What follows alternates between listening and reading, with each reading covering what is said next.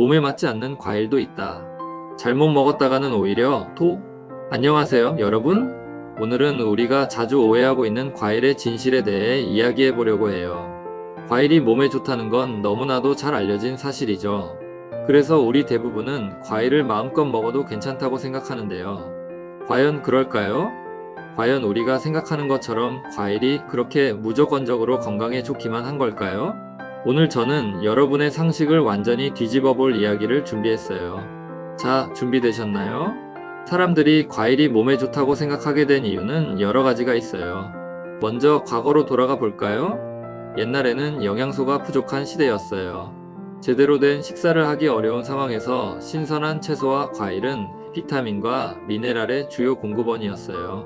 비타민C가 부족하면 괴혈병 같은 질병이 발생하곤 했죠. 그래서 자연스럽게 사람들은 과일은 건강에 필수적이다라는 인식을 가지게 되었어요.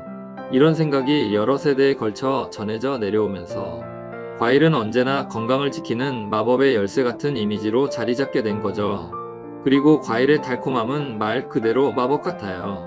달콤하고 상큼한 맛이 우리의 미각을 사로잡으니까요. 맛있게 먹으면서도 건강에 좋다고 하니 누가 과일을 거부할 수 있을까요? 실제로 과거의 연구나 매체에서도 과일의 항산화 성분, 면역력 증진 효과 등을 강조하다 보니 사람들은 과일을 많이 먹을수록 좋은 음식으로 여기게 되었죠. 특히 과일에 포함된 항산화제와 비타민이 노화를 막고 질병을 예방해 준다고 하니 과일은 건강에 대한 열망을 가진 사람들에게 마치 슈퍼푸드로 여겨졌던 거예요. 하지만 여기서 한 가지 중요한 질문. 지금도 이런 생각이 과연 유효할까요? 과거에는 신선한 과일과 채소를 구하기가 쉽지 않았기 때문에 부족함이 문제였어요. 하지만 지금은 어떤가요? 사계절 내내, 심지어 계절을 가리지 않고도 우리는 시장과 마트에서 온갖 종류의 과일을 쉽게 구할 수 있어요. 그리고 더 많은 영양소를 섭취해야 건강해질 거라는 생각에 아침마다 과일을 갈아서 주스로 만들어 먹는 사람들도 많죠. 많이 먹을수록 좋다라는 생각으로 과일을 하루도 빠짐없이 섭취하고 있는데 이게 정말 우리 건강에 도움이 될까요? 여기서 충격적인 사실 하나, 과일을 너무 많이 먹는 것은 오히려 우리 몸에 해로울 수 있다는 거예요. 과일에는 과당이라는 천연 당분이 들어있어요. 과당은 당분의 일종으로 우리가 흔히 말하는 포도당과는 조금 다르죠. 식후에 먹는 과일은 혈당을 급격하게 올렸다가 빠르게 떨어뜨리는 특성이 있어요. 특히 과당은 몸에 빠르게 흡수되기 때문에 에너지를 금방 충전할 수 있는 것처럼 느껴지는데요. 혈당이 급격하게 오르면 인슐린이 분비되잖아요. 그 후에는 혈당이 빠르게 떨어지면서 오히려 피로감을 느끼게 만들 수 있어요. 문제는 혈당은 떨어지지만 혈액 내 과당은 인슐린의 영향을 받지 않아요. 그래서 인슐린 저항성을 유발하는 원인이 되고 있기도 해요. 이러한 혈당 변동은 우리의 몸에 스트레스를 주고 장기적으로는 대사 건강에도 좋지 않은 영향을 미칠 수 있겠죠? 여러분 중에서 스트레스를 많이 받거나 바쁜 일상 속에서 빠르게 에너지를 충전하고 싶을 때 과일을 드시는 분들 많으시죠? 특히 갈아 만든 과일 주스나 스무디는 마치 슈퍼 에너지 드링크처럼 보이기도 해요. 하지만 과일에 들어있는 과당은 장 건강에 악영향을 미칠 수 있어요. 특히 궤양성 대장염 같은 염증성 질환을 가진 분들은 과일을 먹고 나서 설사나 혈변을 보는 경우가 많아요. 그리고 이건 단지 환자들만의 문제가 아니에요. 건강한 사람들도 과일을 너무 많이 먹으면 변이 묽어지는 경험을 하게 될 수 있죠. 여러분, 여기서 잠깐 멈추고 생각해 볼까요? 과일은 과연 좋은 음식일까요?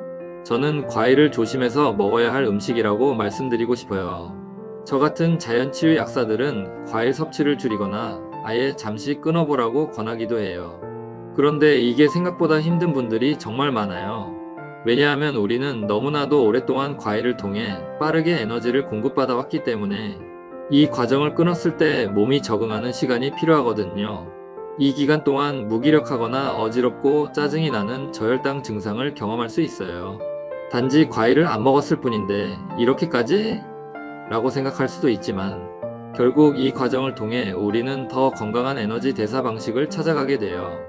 그리고 여러분, 가수 비욘세 이야기를 한번 해볼까요? 비욘세는 식단 관리로 유명하죠. 메이플 시럽 다이어트를 했던 적이 있었는데요. 그때 그녀는 체중 감량에는 성공했지만 건강상의 문제를 겪기도 했다고 해요. 그녀의 건강 코치도 비슷한 식단을 시도했다가 면역력 저하와 소화 문제를 겪었다고 해요. 이게 우연일까요? 스티브 잡스의 전기를 다룬 영화 잡스에서 연기한 배우는 애시튼 커처였어요. 스티브 잡스는 췌장암으로 사망했는데요. 애시튼 커처는 스티브 잡스와 동일한 다이어트를 하면서 췌장염에 걸렸다고 해요. 이런 사례를 통해 우리는 과일이나 특정 식단에 대한 맹목적인 믿음이 항상 좋은 결과를 가져오는 것은 아니라는 점을 알 수 있어요. 이 이야기에서 우리는 중요한 교훈을 얻을 수 있어요. 과일이 좋다라는 그 생각, 정말 우리가 무조건적으로 믿어도 되는 걸까요? 자, 여기서 한 발 더 나아가서 사상체질이나 팔체질 같은 체질에 따른 과일 섭취에 대해 이야기해 볼게요. 사람마다 체질이 다르다는 이야기 들어보셨죠? 사상체질이나 팔체질 이론에 따르면 사람의 체질에 따라 몸에 맞는 음식이 다르다고 해요.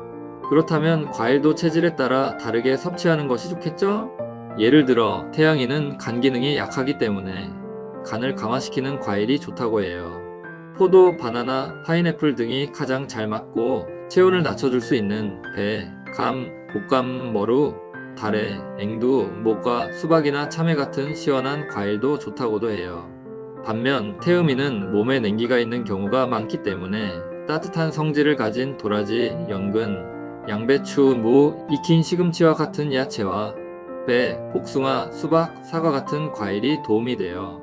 소양인의 경우에는 씨앗이 많으며 신장을 강화하고 위혈을 시키는 참외, 수박, 감, 산딸기 등이 좋고요. 소음인 체질은 몸을 따뜻하게 해줄 수 있는 토마토, 귤, 망고, 복숭아 같은 과일이 좋아요. 팔체질로 보자면 각 체질마다 다르게 반응하는 과일이 있어요.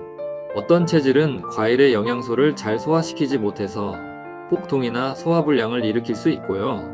또 어떤 체질은 특정 과일에 들어있는 영양 성분 비율이 몸에 맞지 않아서 건강에 큰 영향을 받을 수 있어요.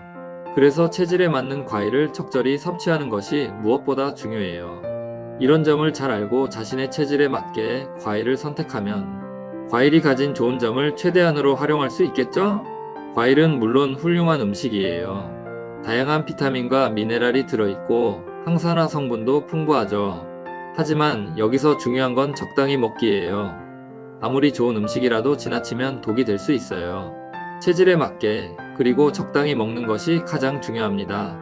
과일을 적당히 먹고 우리 몸이 필요한 다른 영양소들도 골고루 섭취하는 것이 진정한 건강의 비결이에요. 여러분의 건강을 위해 그리고 장기적으로 더 나은 삶을 위해 이 점 꼭 기억해 주세요. 여러분의 건강한 생활을 응원하며 오늘도 이 영상을 끝까지 보신 분들께 감사해요. 과일에 대한 진실, 여러분은 어떻게 생각하시나요? 댓글로 여러분의 의견을 남겨주세요. 구독과 좋아요도 잊지 마시고요. 다음에 또 만나요, 여러분. 더욱 흥미로운 주제로 다시 찾아올게요.